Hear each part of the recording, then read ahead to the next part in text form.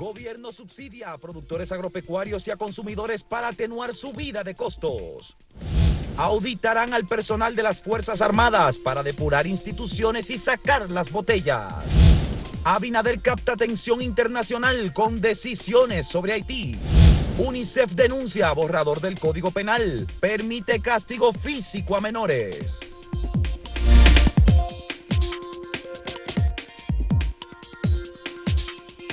Sin duda que el tema Haití, las relaciones entre República Dominicana y Haití, la crisis interna de Haití, es el tema noticioso de estos días. Ayer reseñamos que publicaciones tan importantes como Bloomberg, por ejemplo, entre otras, y distintos portales de asuntos internacionales están resaltando, primero, la propuesta del presidente dominicano de que la comunidad internacional, liderada por las grandes potencias, acuda a acompañar y auxiliar a Haití para tratar de salir de esa crisis en que está sumido ese país. Y por otro lado, las medidas que ha estado tomando el gobierno dominicano, que si uno las ve fríamente, no parecen tan escandalosas como en principio lucen con los titulares. Porque uno oye decir, por ejemplo, se dijo, no se van a dar más visa a estudiantes. Luego se explicó, ya los que están aquí estudiando no tienen ningún problema, serían nuevos estudiantes. Y que se van a revisar las aplicaciones. Y es por el temor de que quizás uno de esos pandilleros que hay en Haití, como ahí hay un problema de desorden, falsifique documentos, se haga pasar por estudiante y venga al territorio dominicano. Si uno lo ve así, ya como que uno repite y dice, menos mal. Y lo otro es, Natalia, ahora que se anunció el Consejo Nacional de Migración, que dice que está en sesión permanente. En sesión permanente. Todo esto me parece un poco retórico. Bueno, una serie de medidas se anunciaron ayer. Mira, esta que mencionaron el ministro Jesús Vázquez anunció, ¿verdad? De que, por ejemplo, solo se van a atender a los residentes indocumentados aquí si van a una emergencia médica, pero que no se le van a dar servicios regulares de salud. Me parece inapropiado, porque ya que esa gente está aquí, ¿usted qué va a hacer? O usted los deporta masivamente, si el Estado quiere hacer eso, si es que no tienen documentación, pero si usted acepta que estén aquí, si están cuidando las casas de los dominicanos, si están trabajando en los jardines, si están trabajando en el campo, si están trabajando en la construcción, usted de alguna manera le está dando cierta aquiescencia que estén acá, cierto permiso informal. Entonces tampoco podemos ser inhumanos y no brindar un servicio de salud a quien ya está aquí. Claro, no me parece adecuado. Déjeme mencionar algunas de las medidas que se anunciaron ayer en la noche, a las 10 y pico de la noche, comenzó a salir en los medios. La siguiente información de las cosas que se van a hacer: auditar el plan de regularización para determinar, ese plan fue en el gobierno pasado. Sí, ese fue el plan después de la famosa sentencia aquella. El Plan Nacional de Regularización, eso se va a auditar para determinar si las personas incluidas califican. Establecer 38 oficinas en todo el territorio nacional con el propósito de identificar a todos los ciudadanos extranjeros. Organizar reuniones con los sectores productivos para definir los procedimientos de contratación de mano de obra. Limitar solo en caso de emergencia, como usted decía, Gustavo, el acceso a hospitales públicos a los migrantes. Y entre los objetivos que tiene esta medida, dice garantizar el acceso a los pacientes dominicanos a esos hospitales de manera digna, ¿verdad? Por eso se supone que no hay ni siquiera que decirlo. Asegurar el control de enfermedades para proteger a la población de posibles contagios y disminuir la presencia de ciudadanos extranjeros ilegales en nuestro territorio nacional. Comienzo por decir que estoy leyendo, por eso es que digo extranjeros ilegales, porque la palabra ilegales en este contexto no está correcta. Se habla de indocumentados. Yo lo que creo es, o que estamos partiendo del análisis de una información que nosotros no conocemos y que las cosas pueden estar peor de lo que uno cree, y que el gobierno quiere controlar el acceso de personas, de bandas, eso por un lado, o no sé, a mí estas medidas de inicio me parecen exageradas, tomando en consideración eso, que quizá hay información más delicada que uno no sabe, pero exageradas en el siguiente sentido, de que los dominicanos que ya, los haitianos que ya se encuentran en territorio dominicano, que en el plan de regularización que ya se aplicó hace, ¿cuánto? 4 años, 5 años. Se empezó porque se supone que eso prosigue, ¿no? Exacto, pero esos haitianos vivían aquí hace años, hace por lo menos 4 años. Aceptados por el Estado, o sea, están trabajando. Que fueron regularizados en el proceso de plan de regularización, que creo que fue en el 2015 o 2016. Entonces, esas personas que ya están aquí, no se suponen que son un peligro para la República Dominicana. El tema está en la frontera porque ahora es que está el problema de la crisis en las pandillas. Las pandillas, entonces, obviamente, ¿qué es lo que quiere hacer el presidente? Y lo dijo ayer en una rueda de prensa mucho más temprano, cuando aclaró el tema de las visas de los haitianos, de los estudiantes.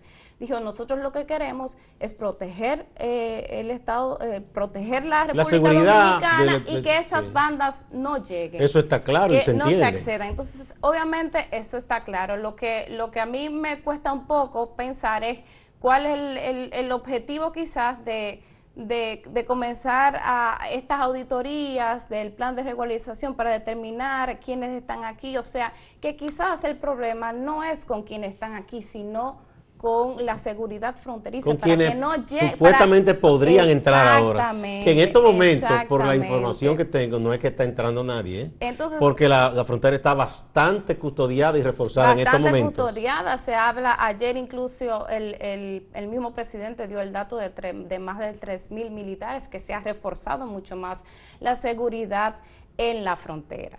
Con lo que quiero decir es que estas medidas que a mí me parecen como muy fuertes para lo que nosotros estamos viendo que está pasando, en el sentido de que no creemos que esas bandas todavía han llegado a la República Dominicana, no han llegado, o sea, no están aquí. A menos eso es lo que creemos. Que se compre el discurso de la gente extremista, nacionalista, que entienden que un muchacho haitiano que es frutero es un peligro para la patria. Entonces, y eso no es así.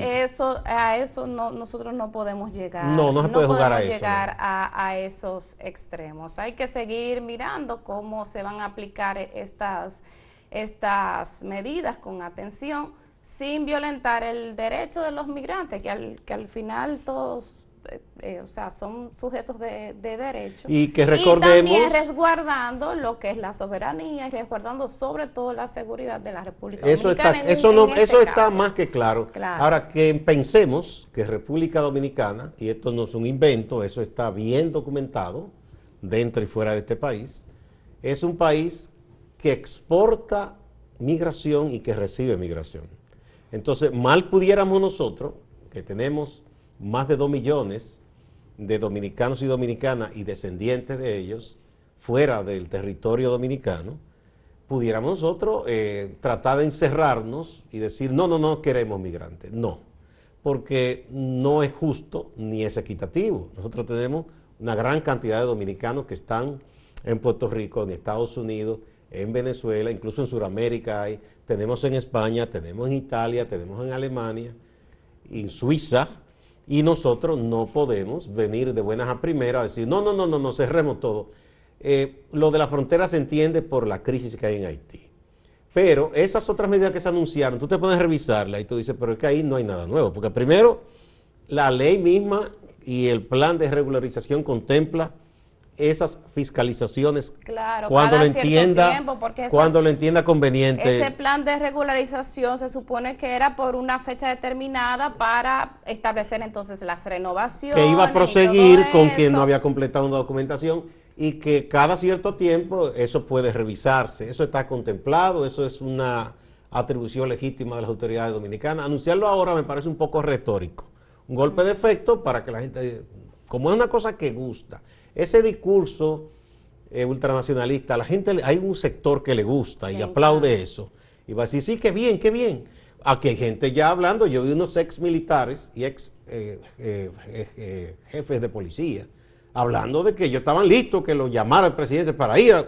Señor, ¿y qué? No estamos hablando de guerra ni nada de eso. ¿Sabe, Gustavo, que cuando yo hice la cobertura de todo el plan de nacional, del plan de regularización dominicana, y recuerdo también que dentro de esa cobertura, que duró meses, quizá un año, así como un año de tensión porque por todos los efectos que provocó esa medida. Yo recuerdo haber ido a la frontera y a mí me resultaba como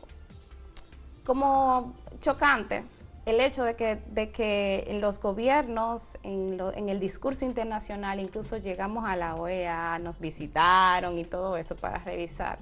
Se mantuvieron un discurso así como de mucha tensión. Que la gente pensaba afuera que se estaban matando aquí. Exacto. Y cuando usted iba a la frontera, Dominicanos y haitianos intercambiando y eso compartiendo. estaba como que aquí no está pasando nada. No, como pasa en todas las fronteras del mundo. En Estados Unidos, por Texas, por ahí están los famosos Minuteman, eso, gente que entienden que hay que cazar migrantes a Claro, tiros limpios. con Pero hay eso- otros que comparten e intercambian sin problema. No, y que los mercados binacionales, señor, la frontera dominico-haitiana viven de lo que compran y Oh, venden los dominicanos ese mercado de la haitianos de jabón ambos lados. es un gran intercambio Sí, comercial. con esto no quiero decir que yo estoy de acuerdo con que se resguarde la frontera, sobre todo en este momento, es lo que garantizaría, sobre todo ahora, la mayor seguridad.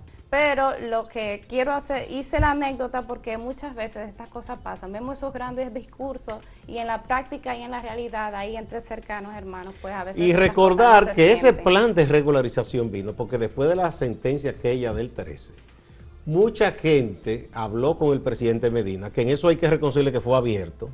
Lo visitaron muchas personas, aquellos que le querían calentar el oído diciendo que nada, que se cerrara, y otros que le dijeron, y ocurrió que había un regidor, dirigente del PLD, que era dominico haitiano, que él quedó como nacionalizado, y él mismo fue el presidente, miren lo que está pasando, y él dijo, yo recuerdo que Danilo dijo, pero a mí no me habían explicado que las cosas eran así, hay que tomar una medida. Entonces se elaboró la famosa ley aquella ley de naturalización. del 14, y en base a esa ley fue que se llevó a cabo ese plan que debe seguir porque no es que se ha acabado.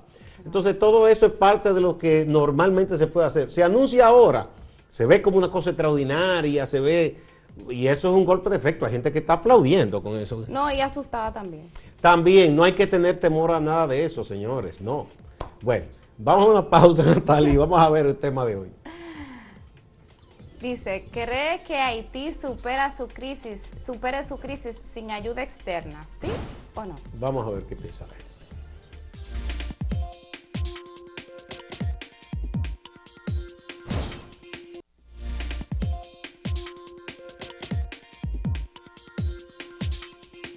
Bueno, hace unos días la Superintendencia de Electricidad anunció pues una serie de reajustes en la tarifa eléctrica que cuando uno lo ve un poco más a profundidad puede traducir en lo siguiente: quienes pagan menos entre todas las tarifas y todos los tipos de clientes que tienen las administradoras, las empresas de Distribuidoras. distribución de electricidad, pues quienes menos pagan y obviamente quienes menos consumen, al final de estos años, que es el plan de reajuste que cada 3 meses usted verá en su factura un ligero aumento, terminará pues pagando más. ¿Por qué?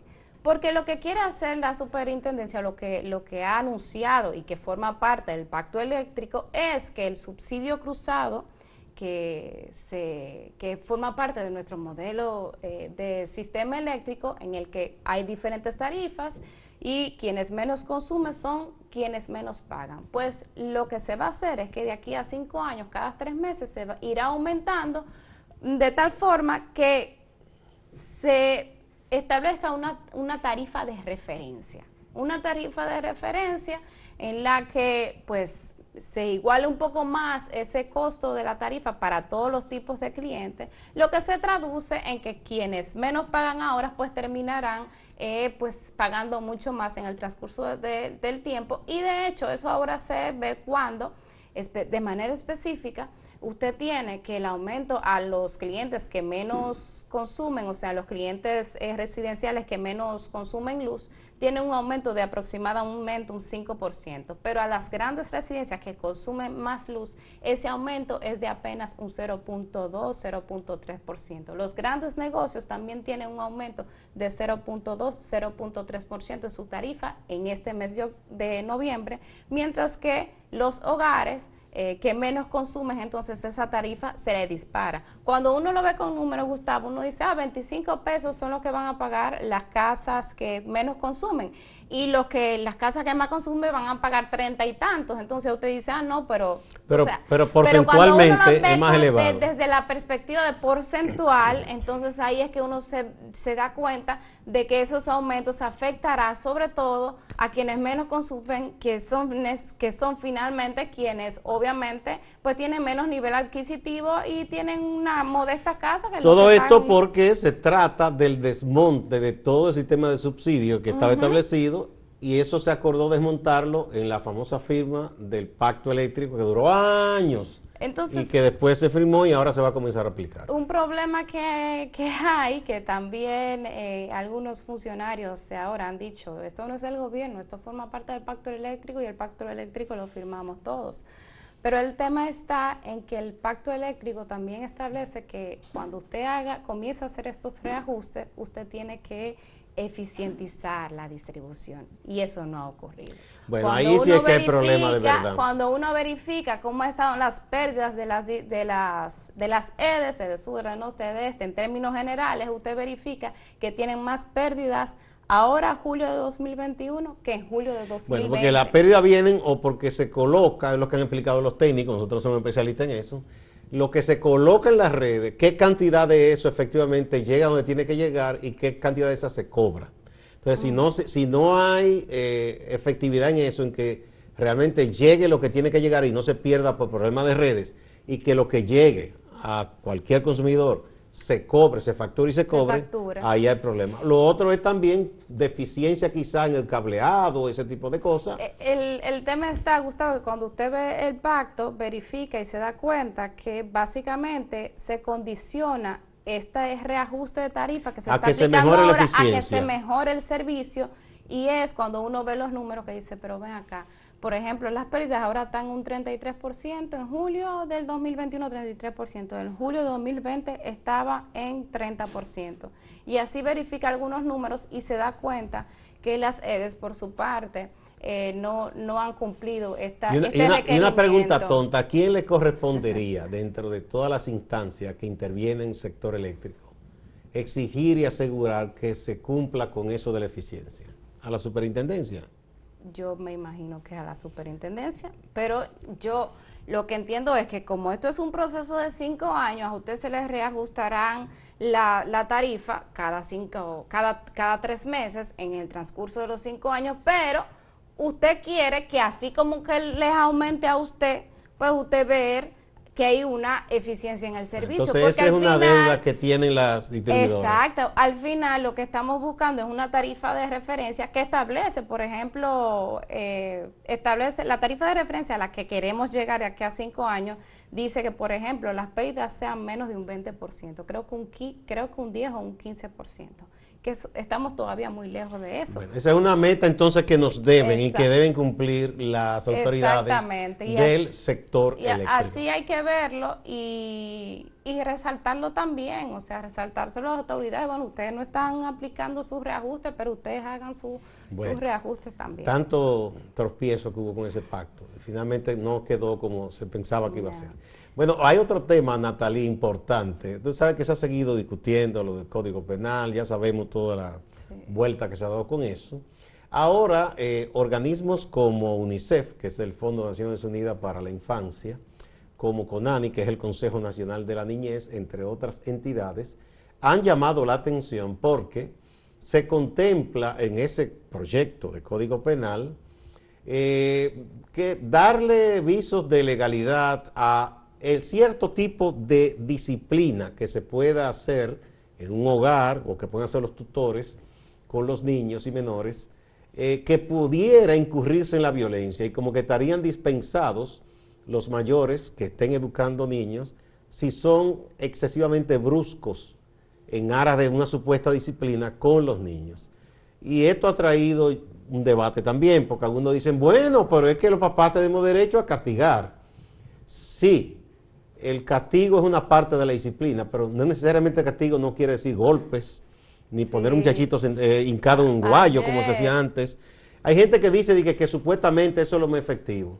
Mire, eso es en la edad de piedra, eso ha cambiado muchísimo ya. Quizá, bueno, de mi generación hacia atrás nos dieron otro fuetazo, pero me habría gustado que no me lo dieran, ¿verdad?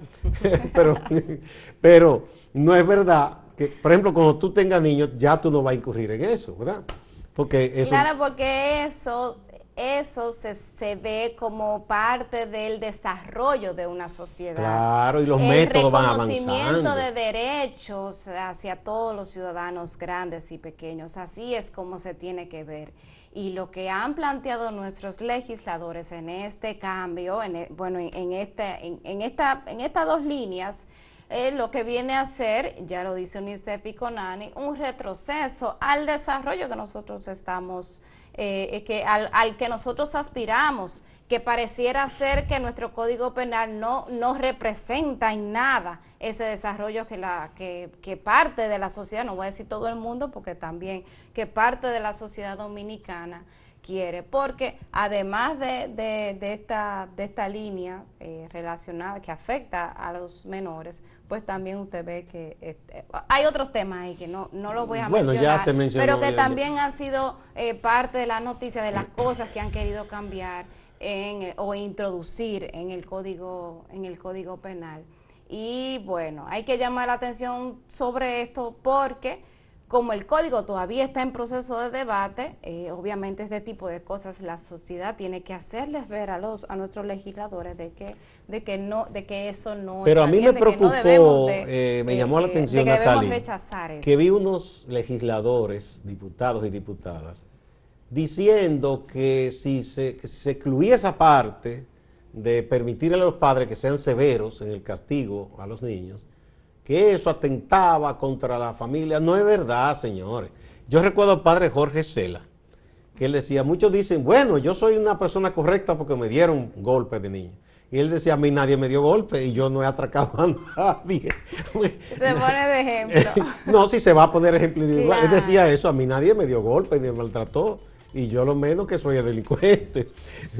Sí, eso es yo de verdad que de verdad hay cosas y da que pena yo no entiendo a de esta este altura de Código Penal y juego todos estos uno cambios escuchar que se han legisladores querido, que defendiendo esa que barbaridad. al final los legisladores están tomando decisiones sobre un criterio propio, no sobre el criterio social y de visión a futuro. No, y se supone que ahí, sin argumento de estudio, eso es lo que te iba a decir. Nada, o sea, es como que bueno, yo creo que esto puede estar le sale de los no forros. es Se supone que en la Cámara o el Senado deben contratar especialistas que sepan de estas cosas y que los orienten para que no estén hablando disparates. Y que si es así, que digan, no, miren, nosotros queremos que esto se cambie porque hemos visto esto, que es bien así, fundamentado. Estas denuncias que se han dado, entonces estos abusos que se han cometido, pero ese es el problema, que sobre la base de un criterio que ellos tienen, entonces ahí quieren pues introducir cambios que terminarán afectándonos a todos. Las cosas no Vamos de pueden nuevo a una pausa y a ver el tema de hoy. Hemos planteado a nuestros amigos televidentes que si piensan que Haití podrá superar esa crisis sin ayuda externa, si usted cree o no cree. Vamos a ver.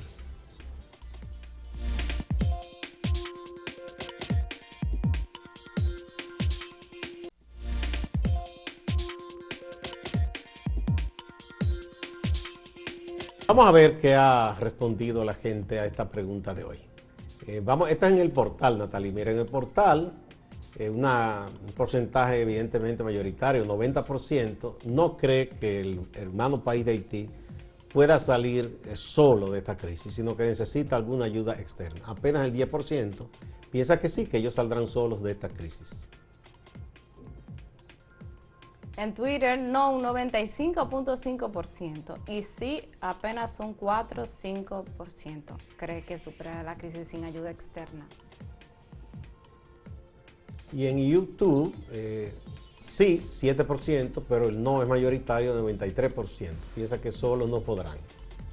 Una abrumadora mayoría piensa que no. Dice Franger García, las bandas y la oligarquía haitiana son las que controlan eso. Ese full se le va a pegar a RD. Anótenlo. Ese foul. Ay, Dios mío. José Alejo dice, Haití necesita que la comunidad internacional se ocupe en poner orden. cosa que no quieren los políticos haitianos ni dominicanos porque son cómplices. Dice Toby Mejía, no son capaces de encontrarse a sí mismos. Sus líderes corruptos los han llevado a perder sus horizontes. Necesitan ser guiados, caminan desorientados. Y Francis M., muy pesimista, dice, nunca saldrán de la crisis. Ese es su modus vivendi. Bueno. Agente 002 dice, a la clase dirigente de Haití no le interesa ni le conviene mejorar la situación de su país. Ellos lucran de la ilegalidad y la informalidad. Bueno, vamos ahora con el compañero Máximo Laureano a la ciudad de Santiago. Adelante, Máximo. Gracias, saludos. El ex rector de la Pontificia Universidad Católica Madre y Maestra, Agripino Núñez Collado, presentó el segundo tomo de las memorias Ahora que puedo contarlo, en una actividad desarrollada en el Hotel Gran Almirante, en la cual participó la vicepresidenta de la República, Raquel Peña. Las memorias de Monseñor Agripino Núñez Collado, quien fuera protagonista de muchas mediaciones en el país, revelan algunos datos no conocidos que están ligados a esos trabajos que hizo en torno a procesos electorales y otras situaciones en la cual participó como mediador. Organizaciones sociales de Licey al Medio y comunidades de Moca están llamando a una huelga para el próximo día 10 de noviembre. Se quejan de que las autoridades han prometido obras, que se han reunido con las comunidades, que se han creado comisiones, pero que no ha habido solución a las demandas. Hemos tenido reuniones, comisiones del mismo Palacio Nacional, comisiones de obra pública, comisiones de educación, de Edenorte, de Corazán y Coramoca, que han ido a las comunidades solamente a ofrecer y nos venden sueños. También otras organizaciones sociales, encabezadas por la activista social Raquel Rivera, se quejan de la política social, económica, de salud y de educación del gobierno. No nos vamos a quedar de brazos cruzados y hacemos un llamado a la población a que no se dejen confundir con la supuesta preocupación que tiene el gobierno frente a los grandes problemas que nos afectan. Autoridades policiales en Moca apresaron a un hombre identificado como Tontón y estaría relacionado al caso del tiroteo en el barrio Sal Si Puede, en el cual resultó muerta la niña de 8 años de edad, Adrieli Tapia Ojeda, un hecho que ocurrió hace aproximadamente un mes. Distante, pero pendiente, actualidad y objetividad desde Santiago. Siga con la programación de Acento TV.